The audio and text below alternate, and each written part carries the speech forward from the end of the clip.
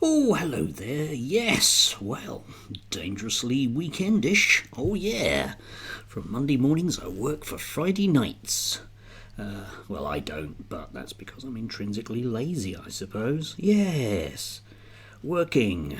Only fools and horses. Yeah, God, I hated that show. Anyway, today, oh God, there's a rumbling. There's a rumbling noise in the distance of various apple carts being upset, if I can mix a number of metaphors. There was the intriguing news breaking a lot of yesterday about dubious funding, in particular from Russia, and that appears to have got a lot of people on the run, one might say. The Guardian had this: US conservative influencers say they are victims of Russian disinformation campaign, and there's Dave Paul, Tim Rubin, and Benny Johnson there. I'm quite convinced that the character in the middle isn't Tim Paul.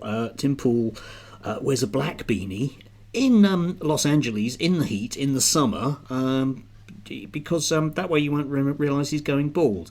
Anyway, those crew, okay, who are alleged to have taken an awful lot of Russian money, which they basically haven't quite denied, shall we say. So various dubious shell companies that are acting on the auspices of the Russian government. I think this one's going to run and run because there is an overarching sensation in various Western governments that something needs to be done.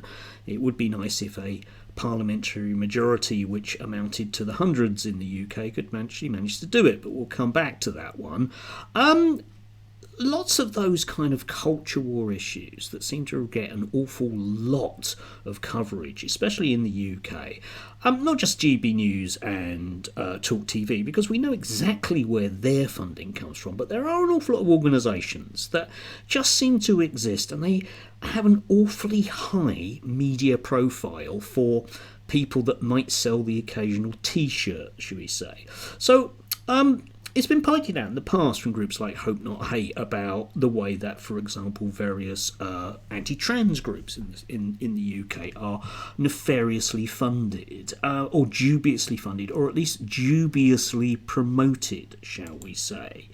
And then yesterday, much to my delight, there was this story that came out of the Good Law Project, which is disabled children's charity hands 43% of grants to right-wing think tanks. Link down below, please do read it. It's intriguing because it highlighted your friend and mine, Stephen Whittle and Rafe Manku and the rest of them, as being in receipt of £250,000. Now, I have long been saying that I'm sorry, but the New Culture Forum doesn't sell enough books to make any money. That's officially where their monies come from, apart from, yes, of course, donations. It's astounding that a disabled charity would give money to a group out of Tufton Street. Don't forget, they also fund other various Tufton Street people, but let's concentrate on Peter Whittle and his mates, that they would fund a group that basically want to see the back of the Equalities Act. That's a bit strange, isn't it?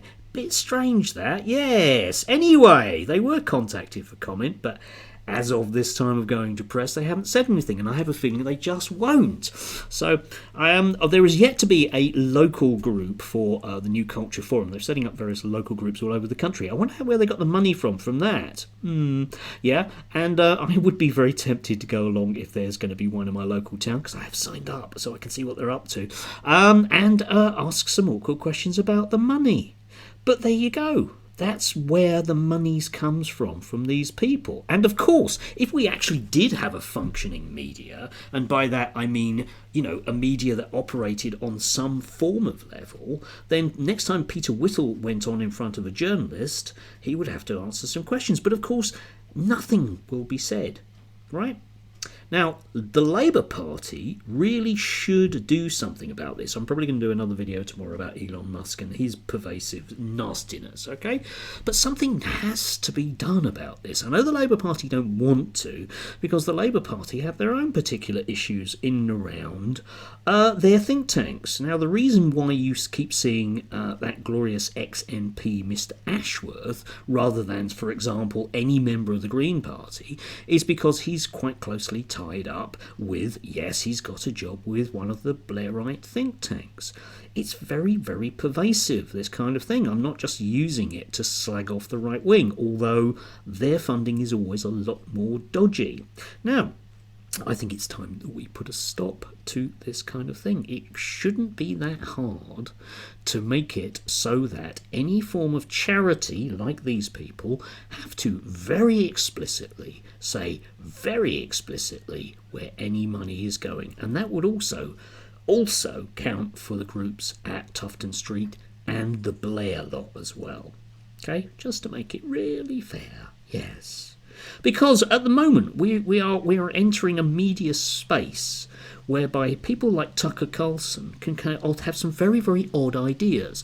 And the thing about Tucker Carlson, for example, apart from, actually giving space to apologists for Hitler, you can have a look at this yourself, link down below. It's quite an astounding one, that one. Oh, well, he just had no idea what was going on, and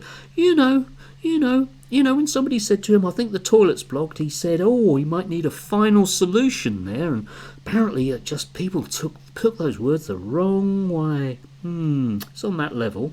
Yeah, but you may wonder why these people, for example, are so virulently against support for the Ukraine. Could it be just a wild guess that they've got money from Russia very directly to be so? Because certainly that's what the paper trail seems to suggest. I think we do need some laws. Why can't these people just be like me? Look at me. I'm in this enormously well-funded Soros studio. Yes, I wonder why they do it. Strange. Anyway, do have a lovely Friday, and I don't know, it's definitely on the turn, isn't it? Autumnal, that kind of thing, but I believe today's going to be sunny-ish. That might be quite cool for getting the washing dry.